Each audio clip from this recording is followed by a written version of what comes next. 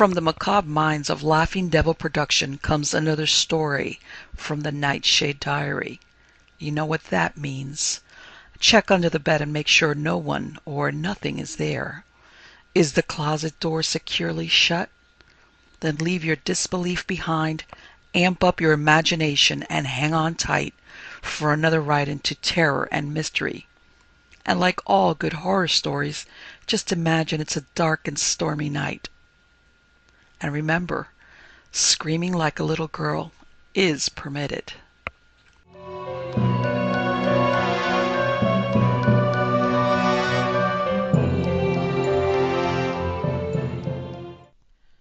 An Unscientific Story by Louise J. Strong. He sat, tense and rigid, with excitement, expectancy, incredulity. Was it possible after so many years of study, effort, and failure? Could it be that at last success rewarded him? He hardly dared to breathe, lest he should miss something of the wonderful spectacle. How long he had sat thus he did not know. He had not stirred for hours, or was it days, except to adjust the light by means of the button under his hand. His laboratory at the foot of his garden was lighted day and night in the inner room, his private workshop, with electricity, and no one was admitted but by special privilege. Some things he had accomplished for the good of mankind. More he hoped to accomplish. But most of all he had been searching for, and striving to create, the life germ. He had spent many of his years and much of his great wealth in unsuccessful experiments. He had met ridicule and unbelief with stoical indifference, upheld by the conviction that he would finally prove the truth of his theories. Over and over again, defeat and disappointment had dashed aside his hopes. Over and over again he had rallied and gone on with dogged persistence. And now? He could not realize it yet. He leaned back and clasped his hands over his closed eyes. Perhaps he had imagined it, his overstrained nerves having deceived him. Was it an optical illusion? It had happened before. There had been times when he felt that he had torn aside the veil and grasped a secret, only to find that a few abortive movements were all that existed of his creation. In sudden haste, he turned to the glass again. Ah! He drew a long breath that was almost a shriek. It was not illusion of sight, no delusion of his mind. The creature, it was plainly a living creature, had grown and taken shape. Even in those few moments, it lived, it breathed, it moved, and his the power that had given it life. His breath came in gasps. His heart beat in great throbs and his blood surged through his veins. But soon his scientific sense asserted itself, and he carefully and minutely studied the prodigy. Its growth was phenomenal. The rapidity of its expansion was past belief. It took form, developed limbs, made repeated attempts at locomotion, and finally drew itself out of the glass receptacle of cunningly compounded liquid in which it had been created. As the learned professor leaped to his feet in a transport of exultation, the impossible had been achieved. Life. Life, so long the mystery and despair of man, had come at his bidding. He alone of all humanity held the secret in the hollow of his hand. He plunged about the room in a blind ecstasy of triumph. Tears ran unknown and unheeded down his cheeks. He tossed his arms aloft wildly, as if challenging omnipotence itself. At that moment he felt a very god. He could create worlds, and people them. A burning desire seized him to rush out and proclaim the deed from the housetops, to the utter confounding of brother scientists and the theologians. He dropped, panting, into his chair, and strove to collect and quiet his mind. Not yet the time to make known the incredible fact. He must wait until full development proved that it was indeed a living creation, with animal nature and desires. It had lain quivering on the marble slab, breathing regularly and steadily, making aimless movements. The four limbs that had seemed but swaying feelers grew into long, thin arms and legs, with claw-like hands and flat, six-toed feet.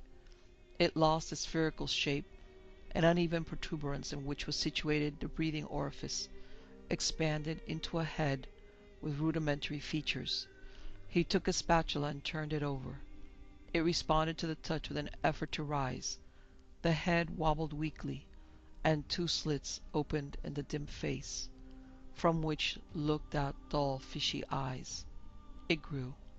Each moment found it larger, more developed, yet he could no more see the growth than he could see the movement of the forehand of his watch. It is probably of the simian order, he made memorandum. Ape-like? Grows a strange caricature of humanity. An aperture appeared in the oblong head, forming a lipless mouth below the lump of a nose. Large ears stood out on either side. The caricature-like resemblance to humanity increased as it grew older. It crawled a space, sat up, made many futile efforts, and at last succeeded in standing. It took a few staggering steps. It made wheezy, puffing sounds in its motions, and driveled idiotically. Finally it squatted down on its haunches, the knobby knees drawn up against the rotund paunch, the hands grasping the ankles. The attitude of primitive man, the professor muttered. For long it crouched thus, increasing in size and beginning to display a crude intelligence, looking about with eyes that evidently saw, noted things, the arc of light, the glistening glass and brass, and most of all, himself. It has as yet made no manifestation that indicated desire, but soon a fly, alighting near it, was snatched up and thrust into its mouth with incredible quickness and an eager sucking noise. At this expression of animalism, the professor's hand shook so violently that he could scarcely record the movement. Nervousness only. He would not admit to himself a feeling of startled misgiving. He was worn out. For days he scarcely tasted food, and he had dozed only at long intervals. A half-hour's sleep would refresh him, and the creature could not change much in that time, for its bodily development seemed nearly completed. His head dropped on his arms, and he slumbered profoundly. He was awakened by a sense of suffocation and a gnawing at his neck. He started up with a cry, pushing off a clammy mass that lay heavy on the upturned side of his face. Merciful heaven! It was the beast attacking him, its teeth, which he had not before discovered, seeking his throat. It lay where he had thrown it, its long tongue licking the shapeless mouth, its eyes hot with an awakened bloodthirstiness. In a wave of repulsion, he struck it savagely. He was appalled at what he had done. He seemed to have committed a crime in striking it. He went to the anteroom, where fresh food was left for him daily, and selected different sorts, questioning whether any would or could satisfy a creature which had been brought into existence in such a marvelous manner. It met him with alert expectancy, and ate, with a ravenous gluttony that was loathsome, of all that he put before it. Apparently it possessed all the animal senses. All had been tested but hearing. He spoke a few words. In an ordinary tone it lifted its face with an expression of inquiry. He paced the room in perplexed thought. Could it possess mental faculties beyond those of an ordinary animal? He had not hoped to produce anything but a lower form of life. Never had he imagined a creature of his creating, with consciousness of his existence. That was a responsibility for which he was not prepared. Exhausted in body and mind, he locked the creature in the inner room and threw himself on the couch in his study for a night's rest. The creature was standing when he entered next morning, and stepping toward him, it correctly repeated every word he had spoken the night before, as if reciting a lesson, showing an eager expectancy of approval. "Good heavens!" ejaculated the professor, reeling against the door. "Good heavens!" it echoed, its small orbs sparkling. He sprang toward it as if to force back this evidence of intelligent reason. It fled, keeping the table between them. Brought to bay, it dropped on its knees and put up beseeching hands, mumbling a prayer from its own inner consciousness. Aghast, terrified, he gazed at it, tremblingly assuring himself that many animals made imitative sounds. Parrots readily learned human speech. The curious creature had shown no bodily growth for several days. It had perhaps reached maturity and would soon show signs of decay. Already a lump had appeared on its breast, which it picked at uneasily. He must not much longer delay exhibiting it. Yet he hesitated to do so until he was more certain concerning it. He tested its powers with a multitude of words that it not only easily repeated but retained perfectly, muttering them over, forming and reforming a number of proper sentences with various definitions, which it seemed to submit in comparison to some inner or waking intelligence. Once, after long muttering, it came to him with timid perplexity and put the astonishing question, "Where am I?" And when he answered not for amazement, the poor creature wandered about, repeating the words, like one rallying from long unconsciousness. It seemed seeking a dimly remembered clue to its identity. Fear clutched him. Impossible! Oh, impossible that he had a human soul imprisoned in such hideous form. A soul that would, by and by, fully awake to the wrong he had done it. No, no. He had spurned the thought as a wild fancy. But even so, he had done nothing unlawful. Man was free to use his intellect to the utmost. He had brought into existence a living creature. But he was not responsible further than the body. To the keeper of souls be the rest.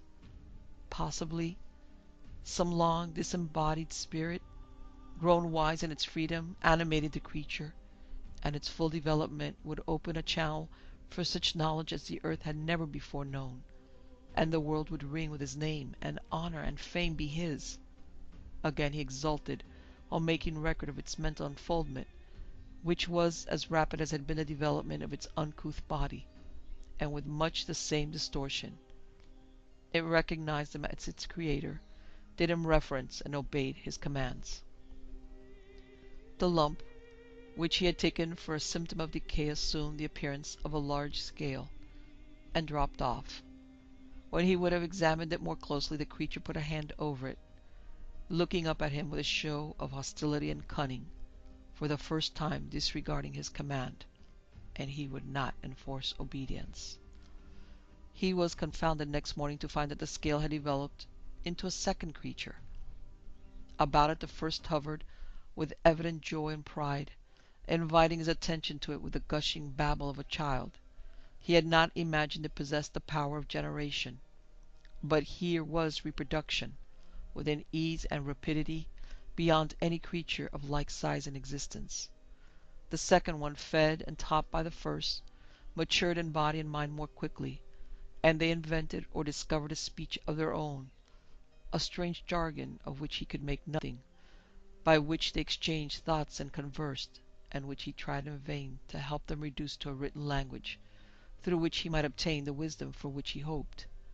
And reproduction went on, while he subjected them to many tests to determine their nature. As they grew in age and numbers, they began to evince for him less reverence, and an animosity appeared, that burst out at times in a horrible flow of invectives, a mingling of their own strange speech and his. When he did not comply with their desires, they wailed piteously, demanding why, or hurled blasphemous defiance at him. These things convinced him that they were a lower order of humanity, possessing souls, for no creature but man observed, with like or dislike, the bodily form in which its life was manifested. He was torn and racked with dread, and a crushing sense of guilt and responsibility. It was as if he had started an avalanche that might overwhelm the world. Already they had become a heavy burden to him.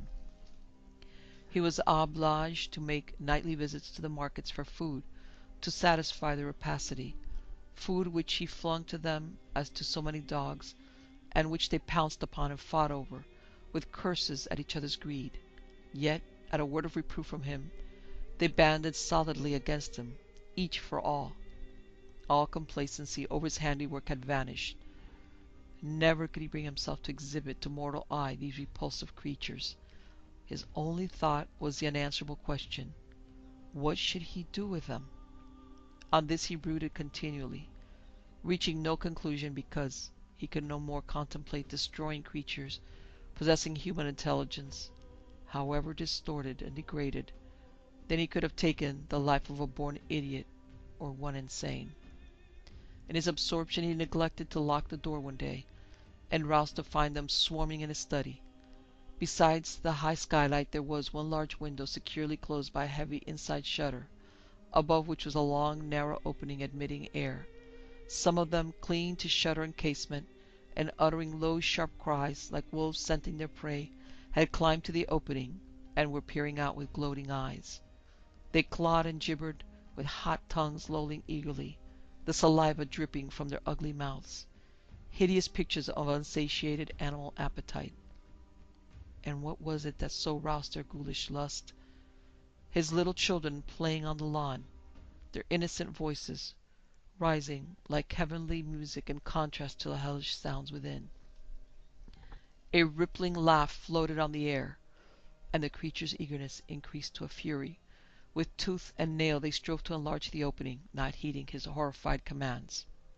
In a frenzy of rage he snatched an iron rod and swept them to the floor, driving them with blows and maledictions to their room. They fled before his wrath, but when he turned his back to lock the door, they flung themselves upon him with desperate attempts to reach his throat.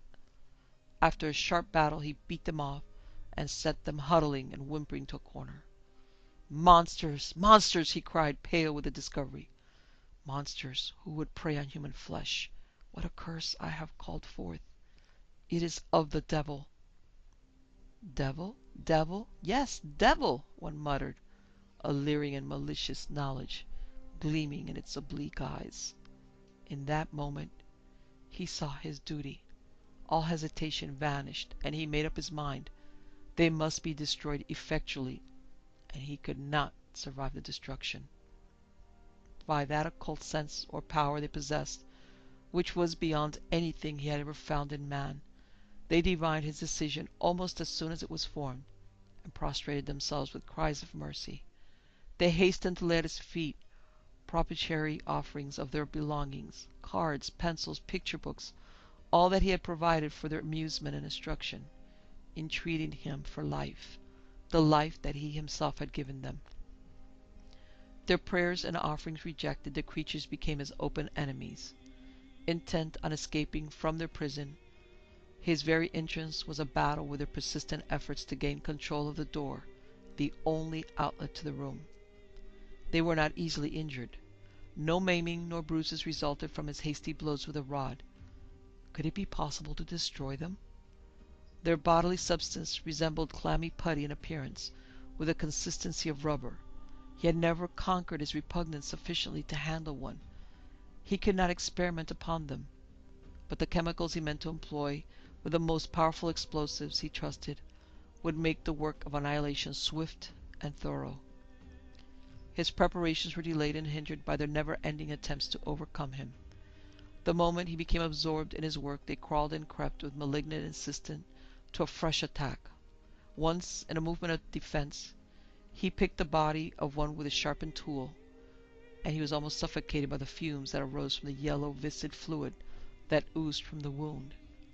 Escaping from the affrighted, indignant uproar that followed, he stood at his study window to recover from the dizzy sickness. That alone would make them formidable enemies of mankind, he muttered. The slaughter of a few would put to flight an army. Turned loose, they are sufficient now in numbers, with all their hellish characteristics, to lay waste this teeming city. Wretched, impotent creator that I am! Could I but turn back the dial of time a few short weeks, how happily I could take my place beside the most ignorant toiler, and meddle no more with the prerogative of the Almighty. In a few hours the wound had healed, no trace of injury remaining, but they had learned new reason to fear him, and skulked about glowering, commenting upon him with shameless, insulting epithet. He found a note from his wife in his mail, informing him of the arrival in the city of a noted scientist, whose coming had been largely of his arranging months before. There was much dissatisfaction expressed at his absence, and demands were made that he attend the forthcoming banquet. "Of course you will go," she wrote, "and, dear, do come in early enough to give a little time to your family. We have hardly seen you for weeks and weeks, and though I have obeyed the law, I so long to see you that I have been tempted to transgress, and boldly make my way to you. Baby, who was just beginning to totter about when you saw him last, runs easily now on his sturdy little legs, and he can say Papa quite plainly.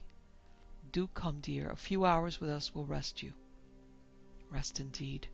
Heaven itself could seem no sweeter to the miserable man than this glimpse of his home, his dear wife content to live the life Omnipotence had planned for her, his sweet children daily and harmoniously unfolding new graces of mind and body, like lovely flowers. Not for him was it to see their perfected maturity, from which he had hoped so much.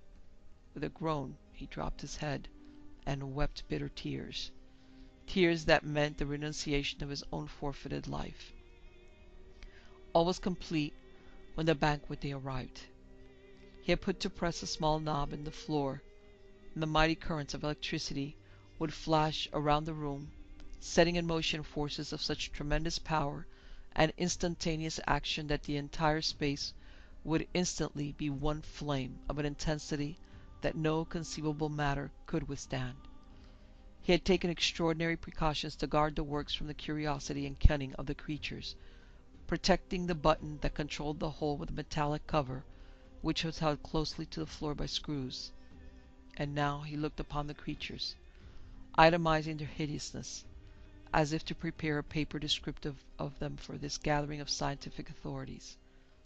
Pygmies, between 3 and 4 feet in height, immensely strong, long, thin, crooked limbs and some of unequal length, squat, thick bodies, pointed heads, bald but for a tuft of hair at the crown, huge ears that loosely flapped, dog-like nose little more than wide nostrils, mouth a mere long slit with protruding teeth, and eyes, eyes that showed plainly far more than animal intelligence. They were small, oblique, set closely together, of a beady black, their only lids being a whitish membrane that swept them at intervals. But they sparkled and glowed with passion, dimmed with tears, and widened with thought.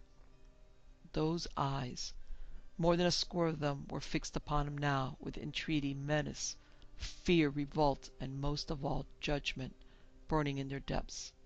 Even the smaller ones, of which there were many of various sizes, eyed him with resentment and hate, while scurrying like frightened rats from corner to corner as he moved about.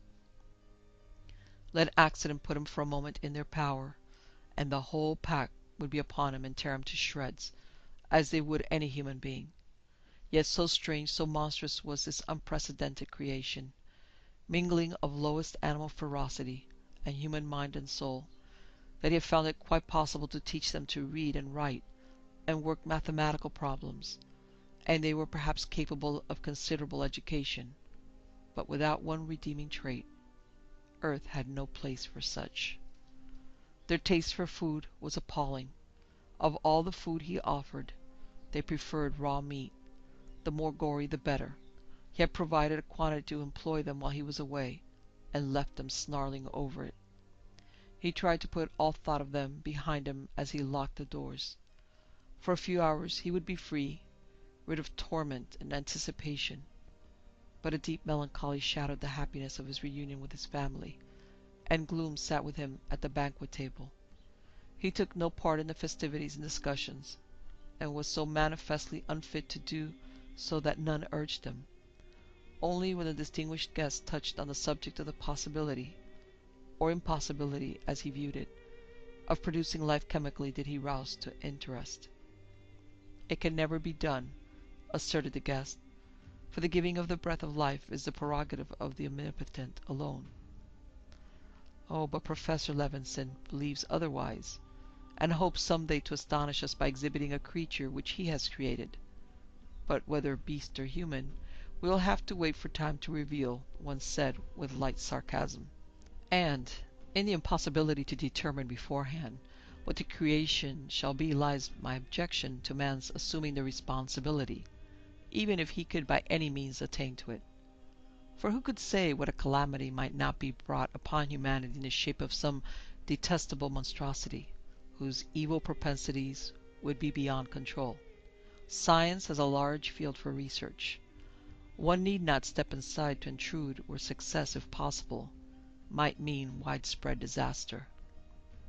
The professor shrank as from a blow, and the desire he had momentarily felt to exhibit his creation to the scoffers and prove the reality of his assumption died out in despair as he thought what an intolerable devilish curse that creation was.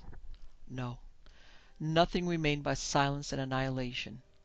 He wondered vaguely as to the state of himself and his creatures in the place beyond the seething crucible of fire through which they would shortly pass together. His wife was alarmed at his worn face and the dull apathy with which he spoke of the meeting, to which he had formerly looked with such eagerness. "Dear," she said pleadingly, "you are wearing yourself out. Drop everything and rest. What will all the experiments and discoveries in the world matter to us if we have not you? Come, take a vacation, and let us go on our long-planned trip." "I cannot now," he said, so decisively that she felt it useless to insist. "At any rate, you can give yourself a few hours' rest. Do not go back to the laboratory tonight." "Oh, but I must," he exclaimed. Then, taking her in his arms, he added, "My dearest, I cannot stay now, but I am planning to take a long rest soon." This was for her comfort afterwards. He gazed at his sleeping children with yearning tenderness, and took leave of her with a solemn finality of manner that increased her anxiety. "It is as if he never expected to see us again," she murmured tearfully. From his study he could hear the creatures leaping, laughing, wrangling, forgetful as children of the impending fate they so clearly realized in his presence. He pitied, but could not save them. And now the hour had come. All things waited the last act. But like the condemned criminal taking leave of earth in a last lingering gaze, he longed for another farewell glimpse of the home he would enter no more. Going to the anteroom, he threw open the shutter and leaned out. How quiet the night! With what divine precision all things ran their appointed course, held and guided by Omnipotence. He lifted his heart in a prayer for protection and blessing upon the silent house which contained his dear ones. How dear he had never known till this sad hour in... What was it? Had the day of doom burst in all its terrible grandeur? The earth rocked with awful thunderings. The very heavens were blotted out with belching flame. Then suddenly silence and darkness enveloped him. He opened his eyes and looked about with feeble efforts at thought. He was in his own bed, and surely that was his wife's dear face, bathed in happy tears, bending over him, asking, "Dear husband, are you better? Do you know me?" He nodded, smiling faintly. Then memory returned, and a stream of question rushed from his lips. "Hush, hush!" She stopped him with her soft hand. "Be quiet. I will tell you all, for I know you will not rest otherwise. There was a fearful explosion at the laboratory, so fearful that it was heard across the city. The whole building seemed to burst out at once into flame, and, oh, my dearest, we feared you were in it, but a kind of providence must have sent you to the outer room, for you were blown through the hall window and you were rescued from the burning debris." She paused to control her emotion. "How long?" he asked. 3 weeks, and you have been in a raging fever till 2 days ago." "Was all destroyed?" he breathed anxiously. "Yes, dear, everything. Nothing was left but a few scraps of twisted metal. But we will not mind that when your precious life was spared. You can rebuild when you are entirely recovered." "I belong to you and the children now," he murmured, in ambiguous answer, drawing her face down to his, feeling his stored life, not his own. It was clear to him what had happened. The creatures had loosened the screws of the cap covering the knob, and had themselves brought about their destruction. With a thankful sigh he fell into a restful slumber.